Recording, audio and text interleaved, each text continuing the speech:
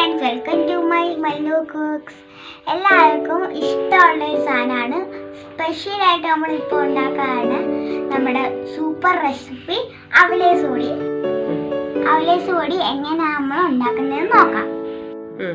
പണ്ടത്തെ measuring cup എന്നാണ് എല്ലാവരും പറയുന്നത്. നോക്കിക്കേ, ഇതൊന്നും ഇപ്പൊ കാണാറില്ല. ഇപ്പം ഇത് എത്ര വർഷം പഴക്കമുള്ള നാടിയ? 40 വർഷം. കണ്ടാലും നമുക്ക് മനസ്സിലാകും. മച്ചി ഇതാണ് പച്ചനെല്ലിൻ്റെ അരി. നെല്ല് കുത്തിയ പച്ചനെല്ലിൻ്റെ അരി. ഇത് എത്ര എടുക്കണം നാടിയിൽ? ഇത് 4 അരി. ഇത് പച്ചരി. എത്ര സ്പൂൺ ഇടണം? എത്ര നാഴി ഇടണം? 3 നാഴി. നമ്മൾ എടുത്തിരിക്കുന്ന അരി കഴുകി വെള്ളം പോകാൻ വെച്ചിരിക്കുകയാണ്. ഒരു 2 മണിക്കൂർ കഴിയുമ്പോൾ നമുക്ക് ഒന്ന് പൊടിച്ചെടുക്കാം. ഈ സമയം കൊണ്ട് നമുക്ക് ഈ തേങ്ങ പൊട്ടിച്ച് തിരികെ കൊടുക്കാം.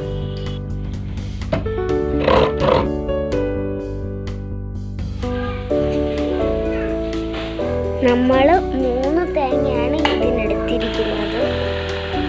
2 മണിക്കൂർ കഴിഞ്ഞ് നമ്മുടെ അരി നന്നായിട്ട് ഇതേണക്ക് പൊടിച്ചു കൊടുക്കാം. നമ്മൾ ഉണ്ടാക്കിയ പൊടി ഇങ്ങനെ ഒരു അരിപ്പിലിട്ട് ഇങ്ങനെ നന്നായിട്ടൊന്ന് തട്ടിക്കൊടുക്കും. ഇങ്ങനെ അടിക്കുമ്പം തരിയൊക്കെ മാറിക്കിട്ടും. പിന്നെ നമുക്ക് ഇത് പൊടിച്ചെടുക്കണം. നമ്മുടെ തേങ്ങ ഇങ്ങനെ തിരികെ വെച്ചതിൽ ഉപ്പും നമ്മുടെ മാവും ഇട്ട് മിക്സ് ചെയ്യാം. നമുക്ക് നന്നായിട്ട് മിക്സ് ചെയ്തതിന് ശേഷം ജീരകപ്പൊടി ഇലക്കെ ഇട്ട് കൊടുക്കാം. നമ്മൾ പുറത്തടുപ്പിലാണ് അരി വറുത്തെടുക്കാൻ പോകുന്നത്. ഇങ്ങനത്തെ ഒരു വിറകടുപ്പുണ്ട്, നല്ലതായിരിക്കും. ഇതാണ് നമ്മുടെ വിറക് പുര. നമുക്ക് നോക്കാം. നല്ല വിറക്. എൻ്റെ അമ്മ ഇങ്ങനെ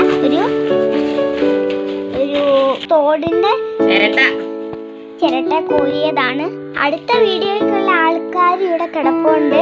അടുത്ത ചക്ക ഐസ്ക്രീമാണ്. ഇത് നമ്മൾ അധികം തീ കത്തിക്കാത്ത അടുപ്പാണ്. അതുകൊണ്ട് നമുക്ക് കുറച്ച് അറപ്പൊടി ഇട്ട് കൊടുക്കാം. നന്നായിട്ട് തീ കത്തണമെങ്കിൽ ഇങ്ങനെ ചെയ്യണം.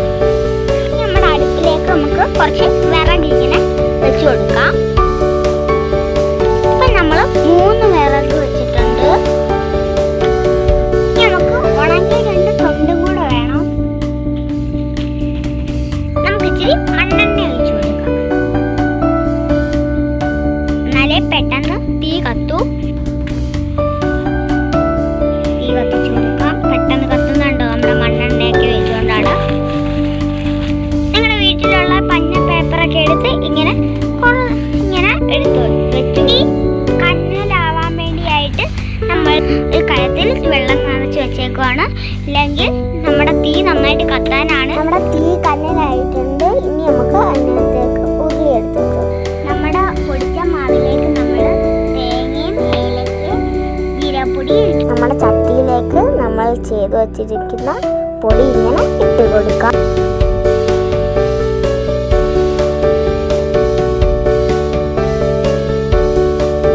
ഇത് നന്നായിട്ട് ഇനി 1/2 മണിക്കൂറത്തേക്ക് വറക്കാം. നമുക്ക്